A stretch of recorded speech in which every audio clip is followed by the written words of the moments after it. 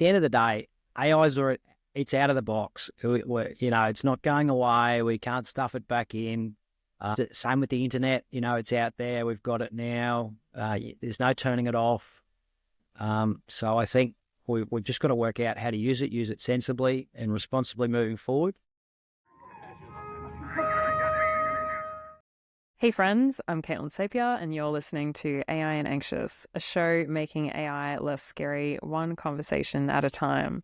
Today, I am super excited to welcome Chris, who has a really interesting journey from criminal investigations to AI solutions consulting. So Chris spent nearly 16 years with the Queensland Police Service, where he worked as a detective specializing in counterterrorism investigations and criminal investigations. Very interesting. He is now helping integrate AI solutions into investigative management systems with Comtrac. He's become this incredible bridge between traditional law enforcement and AI innovation, showing that you don't need a traditional tech background to succeed in AI. Chris has methodically built his technical expertise while working in law enforcement, completing everything from Harvard's CS50 to specialized certifications in Gen AI and machine learning. I constantly see his certificate updates on LinkedIn, so good on you, Chris. He's also a graduate of my Gen AI Jumpstart course and has since been helping law enforcement and regulatory bodies thoughtfully implement AI solutions. What makes Chris's perspective so valuable in his deep understanding of both the high-stakes, process-driven world of law enforcement and the innovative potential of AI. So exciting, really interesting, and I'm just really keen to jump straight in, Chris, and understand your journey from counterterrorism investigation to AI solutions consultant. Like, what triggered your interest in AI, and how did you build the skills to make that transition? Yeah, fantastic. Thanks, Caitlin. Thanks for the opportunity to have a chat. Look, it's been a really interesting journey, both with policing and criminal investigations, and then pushing across to AI. I think I've always had a bit of a sort of passion for tech and technology. Around with computers back when I was a young fella, back in the days of Commodore 64s and stuff like that. So, my age a little bit. But, and then sort of from there, I think with the whole interest in AI has just been such an exciting time with AI and that coming through. I think with policing and law enforcement, I've always sort of been really interested in sort of process and procedure in terms of being able to, where we can streamline it, make it better, get rid of the red tape and automate it. And whilst AI, through the courses I'm doing and the learnings as I go, starting to realize that whilst AI isn't a solution for every problem, it's just, finding what the right solution is. Even with your podcast the other day on AI agents, just understanding and knowing the difference between a workflow versus an agent and how that works. Yeah, definitely. Yeah, there's many tools out there, and I think just also a lot of confusion around where the delineation between different types of tools are, and the trying to fit AI as a solution into everything when it isn't necessarily always going to be fit for purpose, but obviously very exciting when it does have a really good use case. Being able to implement that obviously can make a huge difference, especially in the industry that you're in. What surprised you most about that transition from law enforcement to getting into now AI consulting? Or is there not huge differences, or what's been your experience so far? It's early days for me. Like, this is only like my second week. It's so good. So it's brand new. I think that whole saying, if you're not a prophet in your own home. So as a copper, I was a detective and an investigator, and that's your job and your role. And so I sort of like this. I was only ever going to be that detective or that guy, that weird guy that likes AI in the police, not a specialist in AI. So it was sort of when this opportunity came up, I was like, I got to jump at this and try it out and see how it works. I mean, coming from the government sector for 15 years, where you've got that job security, and then going into private enterprise, two totally different things. But I think Yeah. hoping to really leverage my expertise in understanding law enforcement processes and procedures and how we run an investigation, and where we can use software to then automate some of those things and obviously help out with, where we're having issues with police recruitment and retention. I think that's a problem all over Australia, and not just here in Queensland. So definitely sort of one of the things we really want to focus on. And sort of Yeah, definitely. using technology to turn sort of one investigator into four with the use of technology, that sort of thing where we can. Yeah, definitely. Well, how did you, so with this opportunity, were you approached or did you actually go and seek it? Because as I was talking about earlier, I mean, you have clearly taken upon yourself to upskill and educate yourself in this space. Yeah, were you approached? Did you seek those opportunities? How did you kind of unlock that opportunity for yourself? Yeah, I've been looking around for a while at sort of different opportunities and things to see, trying to work out where I fit in the software sort of development landscape. Because like you said in your intro, like I do a lot of courses and all self-taught. So I haven't done a computer science degree. I was wondering whether or not I'd need to do one at some point. And obviously in terms of my, talking about computer, Commodore 64s and my age, I thought, I don't really want to go back to uni and study again. So for me, it was about what could I do? What was the best bang for buck in terms of, being able to learn? So I started, I think, like with most self-coders, started with web development. Look, I was lucky enough in terms of sort of jumping around a bit, but with my career, so we have a case management system within the police that we use for major and protracted investigations. And I got the opportunity to utilise that and sort of identified that a lot of investigators were just so time poor in terms of being able to get in and use technology that most myself and most of my colleagues would just be, open up a Word doc, type a few things, use an Excel spreadsheet, and that would be the extent of it. Save it all to a file server and then deal with it when we needed to get the brief of evidence ready for court.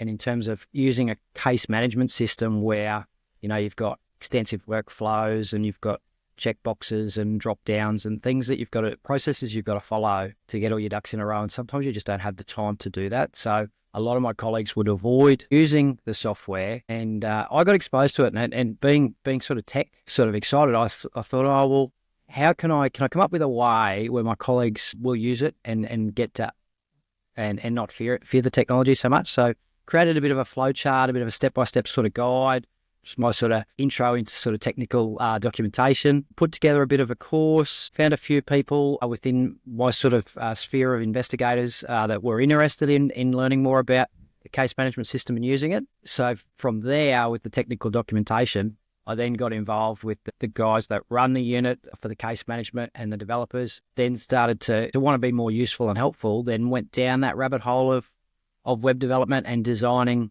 sort of different forms in the system, which was all based on the HTML, CSS, and JavaScript, so that I could create like a template so if you're using the system, you could then be typing in it, but then you could hit a button and have it auto-populate a little bit like a mail merge sort of thing into some sort of template. So trying to automate those steps and processes. So from there, I had obviously that knowledge of case management systems along with criminal investigations. And then obviously to come back to your question of how my boss from the QPS is also friends with the CEO of Comtrac.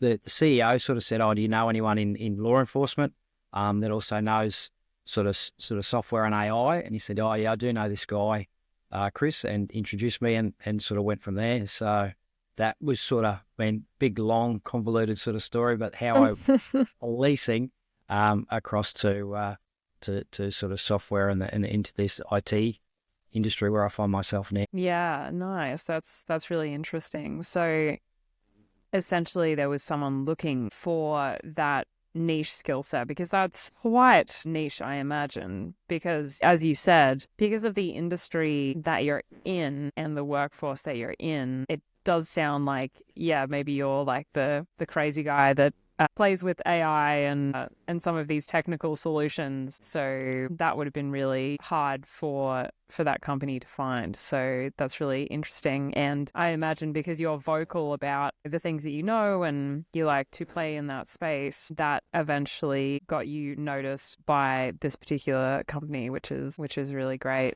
Do you feel like with the self-education, I think that's really interesting because, so I did a computer science and finance degree, and did I need to? Maybe not, but it's interesting to see how the journey has gone for you with self-learning. So how do you feel like, how did you structure the learning in AI, or maybe you didn't structure it, I'm not sure, but what did you find was most helpful? Like, what would you point someone towards if there was another, person in law enforcement that also, or in that kind of traditional industry that wanted to self-teach? Like, what advice would you give? What resources do you think would be quite useful for someone else to get started? Yeah, it's a really hard question because we're blessed and we're cursed in the fact that with this information age, we've got access to so many tools now. Like there's so many courses, so much stuff available on the web. And you can even ask ChatGPT, like, "Oh, give me a break, like a framework or a roadmap, on how to learn AI in 2025, and it will sort of spit out something." For me, it was also too trying to. I think probably one of the main things is to try and work out early on what it is you want to do, what you want your day to look like in terms of, do you want to be an employee? Do you want to get a salary? Do you want to do your own thing? For me, it was really because initially, like I said, started with the web development. That sort of seemed to be the easiest way in. And it also helped too because the case management system within the police service, its front end was HTML, CSS, and JavaScript. So I knew what I needed to learn in that first instance. And then from there, like the AI stuff has probably been a bit kind of sort of up and down, just following the shiny ball, seeing what's popular on YouTube and in podcasts, listening to what people sort of recommend and what they're talking about, and then just sort of searching online and looking. Found, because uni was good in the sense, so I have done uni in a completely unrelated field, but it was good in the sense that, it gives you a unit plan and a structure and a proper textbook, and you sort of, you learn step by step, and you're not having to, you're paying for that course and that degree, and so therefore you hope that they're going to give you the best learnings that there are. I've come across, especially with the whole self-taught computer science thing, you see those YouTube and websites that say, you don't need a CS degree. Everything, all the knowledge is out there and free and available. But the problem is you got to find it. You got to find it. You got to piece it together. Sort of a bit of a plug for you. When I came across your course, I had a look at the course material and went, this, the structure and the topics that you covered. I just went, this is worth jumping into and having a look at, because one of my other areas or other websites that I love to jump on and do courses, and you'll see them, like you said, coming up on my LinkedIn all the time, this course and that course. So deeplearning.ai is fantastic. Got a lot of short courses and things, but again, you still tend to sort of jump from one to the other. They'll provide a short course on LangChain, and then a short course on through AI, and then a short course on another agent framework. And you're sort of then left with, which one do I use? Suppose whereas with uni and or even with your course, I think you picked the one that you use and that you like and just stuck, rather than giving people too many choices and too many options. Right. So that's where, I suppose the structured learning of university can be a benefit. And I think it comes down to how you learn and that type of thing. And then also too, like I said, just trying to find, if you're not going to go down that route and having to do it yourself and self-taught, well, then you then have to sort of piece it all together yourself and work out what the best way is forward. So, but definitely, probably, again, coming back to your question, I think you need to work out first and foremost what you want your day to look like and exactly what you want to do. So even though the case management system was all web development technologies, I then had helped build a website for someone and went, look, I don't want to do web dev. How many people do? But then, then jump into the AI space, and then I sort of started doing some of the deep learning.ai courses, and then is it Andrew Ang from Deep Yep. Learning AI and Stanford? Yep. So he then has all his deep learning, machine learning courses through Coursera. So I jumped on and did a couple of those, and sort of dived down the rabbit hole of doing like machine learning and deep learning, and like looking at machine learning algorithms and stuff, and just went, yeah, this is like way over my head. I've got no idea what he's talking about here. And Right. so, and it was sort of finding which pathway and what you want your day-to-day to look like. So now for me, and like I said, it's early days in this role at Comtrac with my new company, an AI solutions consultant, but I'm trying to obviously provide advice and guidance, not only with working with like the AI engineers and the software developers that are 10 times smarter than me and know heaps more in that space, but also then working with the other side of the house, the sales guys and Mm. HR in terms of AI tools that they can use, like, with Make, Yes. and Zapier and things like that. Trying to find, for me, because I learned HTML and CSS, they were pretty sort of straightforward, made sense. JavaScript was okay. I understand the basics of sort of variables and functions, but then Mm. when you start getting into, functions within functions and callback functions and all that sort of, I just go, nah, that's just too hard for me. So, um, you know, definitely good to be, like we said before, in the police, I was sort of that weird guy that liked AI, whereas now I'm in Yeah. a room full of really smart, I suppose just have a different skill set of like software developers and AI engineers that are really smart, switched on in those fields, and being able to learn from them. Yep. Yep. Yeah. Well, you become the subject matter expert with an understanding and a flavor of AI, which is something that, I mean, would you say that I'm assuming Comtrac is kind of like a startup? Yeah, so they've been in the investigation management system space now for I think over 10 years, and have Okay. done work with a number of government organisations and regulatory bodies around Australia. I think obviously they're really interested in making sure that their systems align with proper policy and procedure. Like, it's one thing to sort of, watch TVs and movie shows about cops, and then, go, oh, well, if I was a cop, I reckon this would be a great idea. And then so to have like, you've got a software development team that are all sitting there pretending to be cops and building features that they think we would use, or building features and processes going, yeah, if I was a cop, I'd do it this way. And so this is the way we should build it. And then I'm sort of flipping that on its head, because, I'm getting into some sort of meetings and conversations going, hey, look, guys, that's not going to work. We're so time poor on the job. It has to be almost as easy as opening up a Word doc and having like like you sort of, I've said this a couple of times in the job, where, because they go, oh, Chris, you know some stuff about computers, you wear glasses and you know stuff about computers. Have you got like a magic button or like an enhanced button that you can fix this thing for me? So I sort of said that to the software guys. You've almost got to make kind of idiot proof in that. Like we'd all love like a magic Harry Potter button to do the magic for us, and I think that's what a lot of people think AI is, that it's magic. But yeah, just being able to make it intuitive, easy to use, and like that's where I'm seeing early on in this piece that it's going to be about, no guys, that's not going to work. As coppers, we don't work that way, and so Comtrac really wants to make sure that their system is aligned and focused and has, I suppose, that authenticity and is genuinely going to help police do their job, and not just be another system that isn't fit for purpose, that they've just sort of built a system. Because the last thing you want to do is build a system, go to someone and say to the customer and go, here you go, we built this system specifically for you. And they're going, well, what do you mean? Like we'd never use that. You obviously got no idea what our job is and how we do it. Yeah, I think that's where they're probably ahead of the competition in terms of making sure that we've got, I can provide that this is how we do it. This is the process we follow. And not only the why behind sometimes some of the things that we do as well. So yeah.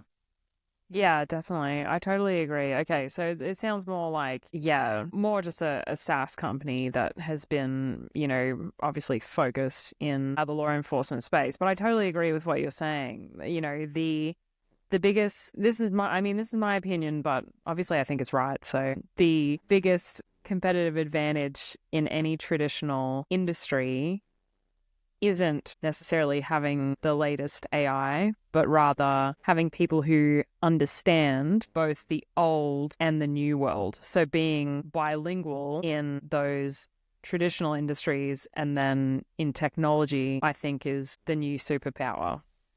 100%. Couldn't agree more. And it keeps coming up on podcasts, and you would have heard it time and time again of how, no, AI is not going to take your job. Someone that knows AI, someone that can do your job and also knows AI is going to take your job. So I think that's, that's where it sort of is coming down to. And not only that, look, at the end of the day, the other side of the coin to it is too, we could have the best investigation system in the world. It doesn't mean you're still going to have people that go, yeah, look, no, it's not for me. I'm not going to use it. I'm just going to stick to my paper statements and Right. print it all out and put it together and submit a paper brief. And, that's fine.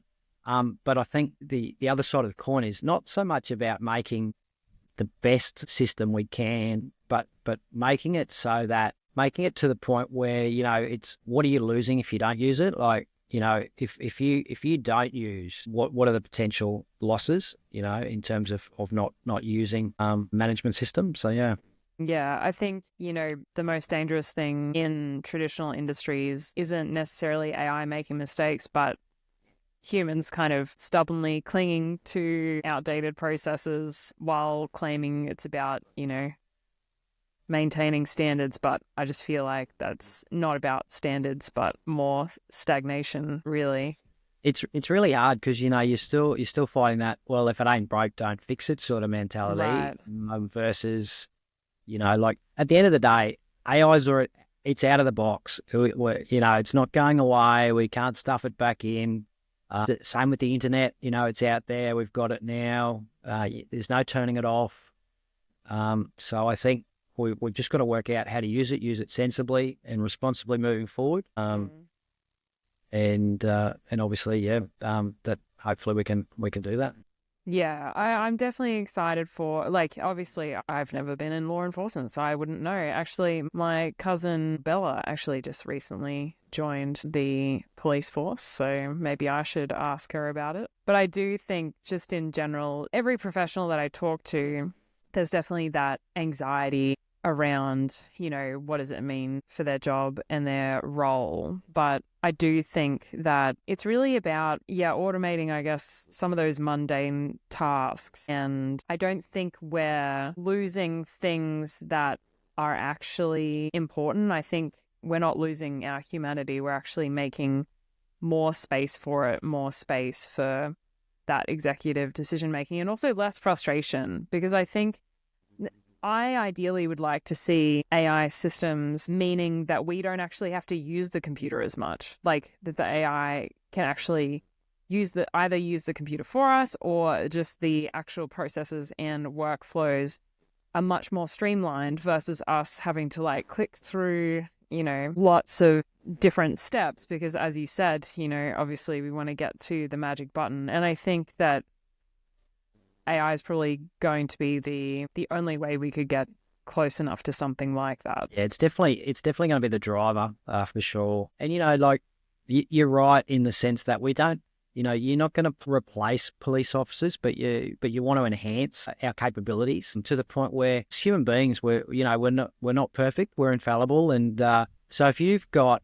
And again, it's finding that, obviously, that balance between security and data security, in terms of when we go to a job and we've got, and we're recording the scene and the situation, those technologies that we've had for a little while now, but, you then add the AI to it, and being able to, like I can go and write as many notes about a job as I can, but then I go back and review and get the AI to then say, hey, did you think of this? Did you think of that? I remember the victim said that there was a red car. You go, oh yeah, that's right, because I forgot about the red car. Right. Having tools in an interview where you're interviewing a suspect or a witness and getting information, and then AI sort of says, oh hey, look, they've said this and this, and you forgot this part.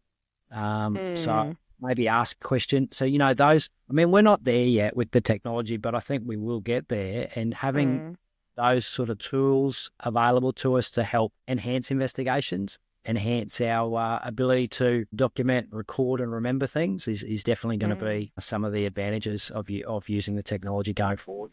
Yeah, definitely. I think in particular, I think something that humans do so poorly is remembering things and also being consistent. So I think, AI can really kind of plug those limitations and, as you said, enhance rather than replace, and having like that human in the loop system. So Chris, from you've obviously undertaken a lot of self-study, which is amazing, and upskilled in so many different ways. Is there anything, like in particular with AI, is there maybe a prompt or a tool or just something that you've learned along the way that you think a person in law enforcement, or even just a professional in general, that might have to use a computer for some reason? Is there anything that you felt like once you've learnt that you thought that really has changed the way that I use AI, or anything that you do in your day-to-day that other people may not know about? I think the biggest thing I've noticed, and that's probably helped me with the use of AI, and I think, look, it'll only get better, but definitely prompting is huge. And I think another shameful plug, I think you said it in your course, was that I'm loving these plugs. I didn't coordinate this, I swear. It's about most people only use, and I'm sorry, I'm probably going to butcher this, but most people only 7 to 9 words in a prompt. Right. And where if you can increase it to 21 or more words, you're going to get such better output. And I'm finding, even especially with the role that I'm in now, having that context makes all the difference. So, the one takeaway, and a lot of people think that, I think we'll get to a point, where we won't need to probably prompt engineer so much. But at the moment, for me, it's all about, assigning the AI a role, then giving it the question that you want answered. If you know some example answers of how you want it structured and that type of thing. So generally just building out that prompt and giving it as much information as possible. But it's finding that, it's balanced too, because if you give it too much, it might go off on the wrong track. And then also just the other thing with that is being iterative with your prompts. Like, don't expect to try and don't put too much either, like in terms of just like, if we're having a conversation, just like you're doing now, you're asking me one question on something, not 5 questions that I've then got to, and the prompts with prompting, it's exactly the same. Give it one question, one task to do, a huge task with multiple little things, break it right down, but then give it the context it can use and some examples, and then iterate over that. So, and it'll just get better and better. That's probably a bit my biggest learnings around this AI space. Yeah, definitely. I certainly get that feedback quite a lot, where my learners noticed such a difference in the outputs, literally just from, even if you took like one thing away. There's a particular section on optimal prompt engineering that goes for like an hour and a bit in my course, and just adding more context and examples and trying like in the style of something that really will just level up your prompts so quickly, and you can really see the difference in the outputs too. So I'm glad that has worked for you, and I find that other people have really helped with that. And also, so the hosts of This Day in AI, they have a platform called simtheory.ai, and they have built in a function that will do screen capture. So that's like another level as well, of them being able to gather context, because instead of just typing out all of the context, then you can actively capture what you're doing. I mean, obviously, you need to be very conscious and considerate of what information is being captured, particularly, I'm an entrepreneur, so my data security requirements are not very high, but obviously law enforcement would be much higher than what I'm doing. But it is really about finding creative ways that are still secure to be able to get that additional context so that you can have a more nuanced output. But But yeah, thank you. I know. Shamelessly promoting me. And The other as thing, well, go on. oh, sorry. I was going to say the other thing that, we were talking about prompting and making the right prompt. Just asking, meta prompting, like asking ChatGPT for a better prompt. I'm trying to do this. What's a good prompt? And that, I think sometimes just telling people, well, I'm trying to do this thing and I can't get ChatGPT to do it, or I can't get Claude to do it. What do I do? Well, ask it, meta prompt it, like ask it for the prompt. And I've had heaps of success with that. So that's the other thing too. Yeah, I agree. I meta prompt a lot because like I'll have pre-built prompts and there's various ways you can do prompts, which is in my course. But I also, when I'm feeling particularly lazy, meta prompting is amazing. Or also what I'll do is if I do an iterative prompt through a chat. So for example, I might start with a prompt, get an output and go, oh, actually that's not the output I wanted. And I keep basically chatting back and forth to eventually get to the output that I'm looking for. So this happens a lot when I am getting AI to write my code, for example. Yes. I can write code, but for the benefit of non-coders, I want to use AI tools to be able to teach others how to build code without being a coder.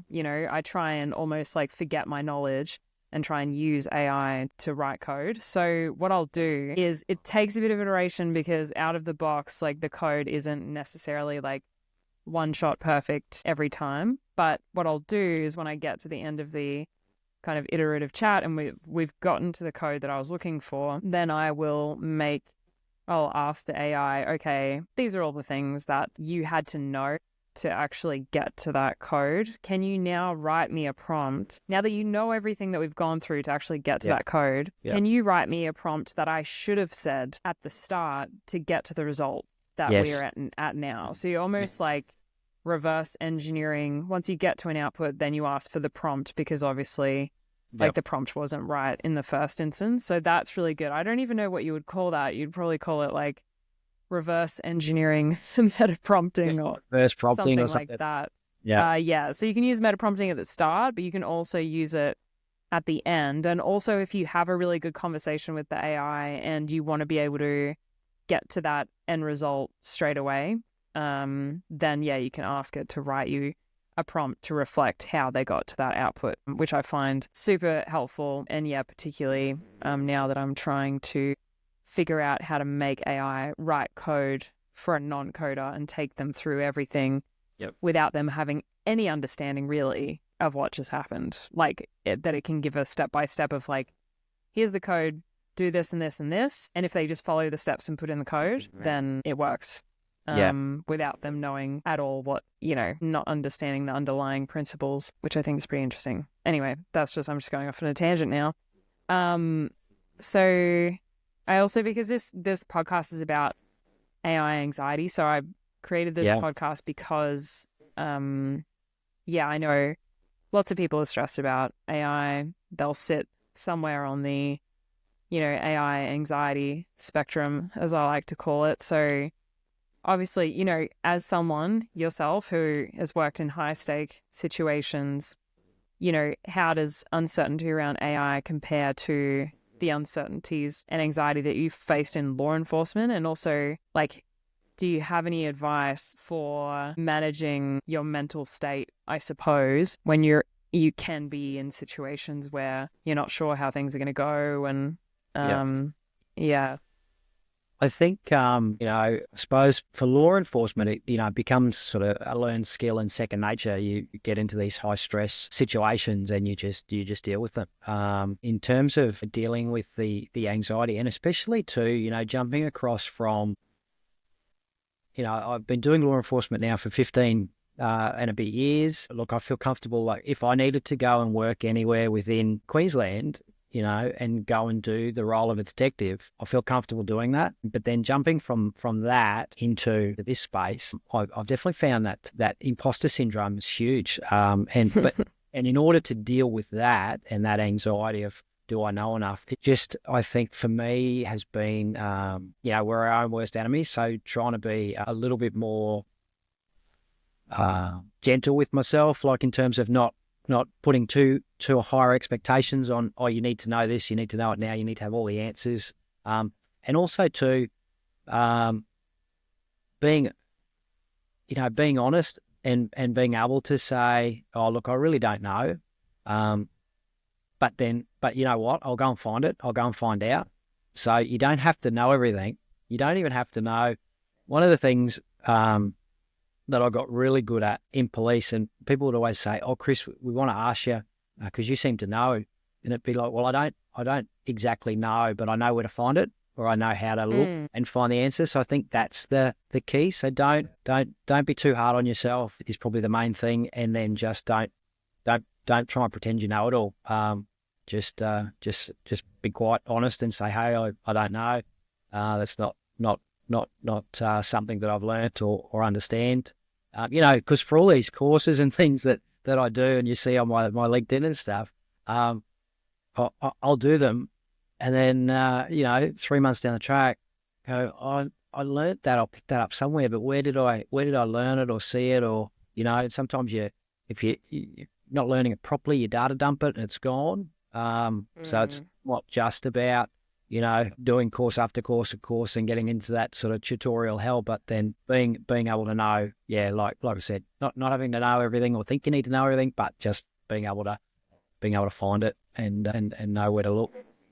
Yeah, definitely. And the thing with all the information, particularly about AI, I mean, even as someone who is very up to date, pretty much on like a daily position, I'm also in a bunch of groups where I have other kind of, AI educators and experts and software engineers. And even though we may even feel like we're kind of at the front of the wave, Yep. we know that there's just where, we are so in the dark about a lot of information, and also there's a level of acceptance that you need to just have with being okay with the fact that there's also information that you'll actually never know because they're being held secret and confidential by a lot of these other AI companies too. Yeah, I think just getting to a level of acceptance and definitely kindness, because there's nothing that burns me out faster than me internally putting myself down and just saying, oh, you don't know this, you don't know that, you need to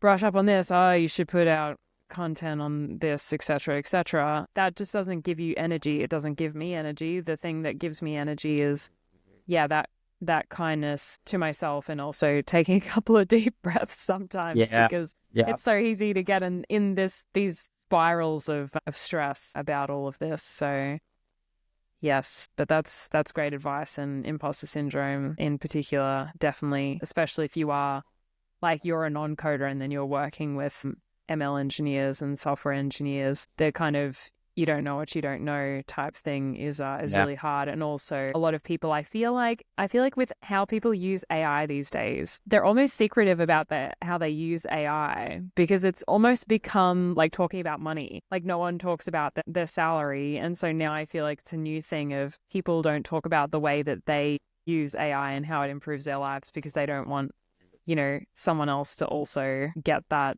advantage. So there's a lot of gatekeeping. Or people just like pretending like they have a lot of money. They pretend like they are doing all these things with AI, but in actual fact, they're deeply in debt and don't even know how to use AI properly. Like you said, a lot of people are scared to say that they used AI because they don't want to, I suppose, be vulnerable and show that they, the AI makes them look better than they are, maybe, or they write better than they propose that they. So, I think we've still got to sort of maintain that authenticity and that self identity as well. So, yeah, definitely. Oh, it's been such a good chat. Thanks so much, Chris. So we'll wrap up the show. I like to ask, what do you think will happen over the next decade of AI? We'll put this in a little time capsule. You can have your predictions and see if they actually came true within the next decade, and then we will wrap up the show. For me, I think, the whole software as a service thing has been sort of huge the last sort of decade. And I think moving forward, to coin a phrase, I think it's going to be AI as a service is that, going to be the next decade. I think that's where we're really going to see. I keep saying to people, well, we won't even probably need like Word and Excel anymore. We'll just ask the AI to create a document. we probably might even have some different terminology or something and just say, do this thing for me, magic AI, thank you very much. So I think that in the next decade is where I think we'll sort of go to if we stay on this sort of trajectory of AI as a service. Yeah, right. It just doesn't sound very good as an acronym. Like SaaS sounds really good, but it's going to be like ass. Yeah. Yeah, we'll have to workshop that, I think. But yes, thank you so much, Chris. I really appreciate it. That was really interesting, and I'm sure the audience will love to hear about it. A copper, AI enabled. We love it. Hopefully I can bring some colleagues along for the ride. Yeah, definitely. Well, thank you, Chris. If you want to dive deeper into AI generally as a non-coded professional, do check out my course, Gen AI Jumpstart, at blackfeatherai.com, and check out testimonials for the course on my YouTube channel, AI and Anxious. I will also include some links in the podcast description for Chris, and I'll put a link to Comtrac. Thanks for listening. Please do follow or subscribe to this podcast to stay up to date. Any and all star ratings are welcome, and surely this episode warrants a 5-star with Chris today. What an interesting discussion, but that's it for today. Until next time, friends. What are we saying to each other? Seems they're trying to teach us a basic tonal vocabulary. It's the first day of school, fellas.